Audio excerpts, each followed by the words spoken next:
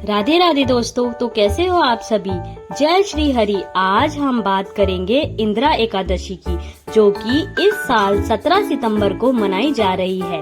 यह पावन व्रत न केवल पुण्य देने वाला बल्कि पितरों की मुक्ति और मोक्ष को मार्ग को देने वाला होता है। तो पुराणों के अनुसार अश्विन मास के कृष्ण पक्ष की एकादशी को इंदिरा एकादशी कहते हैं। इस व्रत का महत्व स्वयं भगवान विष्णु ने युधिष्ठिर को समझाया था। कहा जाता है कि इस दिन व्रत करने से और पितरों का श्राद्ध करने से उनके समस्त दोष जो होते हैं वो समाप्त हो जाते हैं और उन्हें वैकुंठ की प्राप्ति होती है।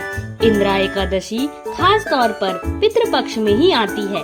इस दिन उपवास करने से, पितरों के लिए तर्पण करने से, ब्राह्मणों को भोजन कराने से, दान पुण्य आदि करने से बहुत ही शुभ माना जाता है। मान्यता है कि इससे आपके पूर्वज संतुष्ट होते हैं और आपको आशीर्वाद देते हैं। तो इसकी व्रत की विधि तो वही है जिस तरह से हम हर एकादशी का व्रत रखते हैं। स्नान आदि करके भगवान विष्णु की पूजा करते हैं। पितरों का तर्पण के लिए यह इंदिरा एकादशी का व्रत किया जाता है और दिन भर व्रत रखा जाता है। फलाहार या निर्जला या आपकी क्षमता अनुसार जैसे आप चाहें। श्री हरि भगवान का पूजन करते हैं, तुलसी दल अर्पित करते हैं, उनके सहस्त्र नाम का पाठ करते हैं या ओम नमो भगवते वासुदेवाय मंत्र का जप करते हैं। तो इस तरह से इसकी पूजा होती है और फिर शाम को भगवान जी को पूजन करके और दीप दान करके अगले दिन द्वादशी पर हम अपना व्रत का पारायण करते हैं। ये तो हो गई व्रत की विधि। उसके बाद तो आस्था यह है कि इस व्रत से घर में सुख शांति समृद्धि और पितरों को मोक्ष की प्राप्ति होती है। साथ ही जो हमारे पाप हैं वो भी नष्ट हो जाते हैं और जीवन सुख समृद्धि से भर जाता है। तो इस 17 सितंबर श्राद्ध और भक्ति से इंदिरा एकादशी का व्रत करें और पितरों का स्मरण करके उनका आशीर्वाद प्राप्त करें। जय श्री हरि।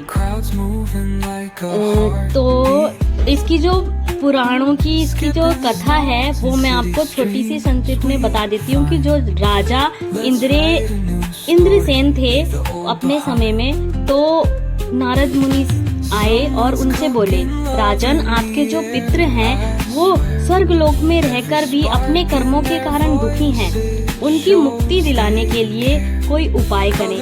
तो इंदिरा एकादशी का व्रत इसीलिए उन्होंने किया।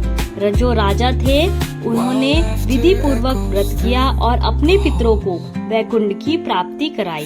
इसी कारण से इसे इंदिरा एकादशी कहा जाता है, जो कि इंद्रलोक यानी कि दिव्य लोक जो है वहाँ पर भी आत्मा को उच्च स्थान दिलाती है। तो यह थी हमारी पूजा के बारे में जो मैंने आपको बताया है। आशा करती हूँ कि आप सबको मेरी बातें अच्छी लगी होंगी और इसीलिए यह एकादशी का व्रत करके अपने पूर्वजों को संतुष्ट किया जाता है और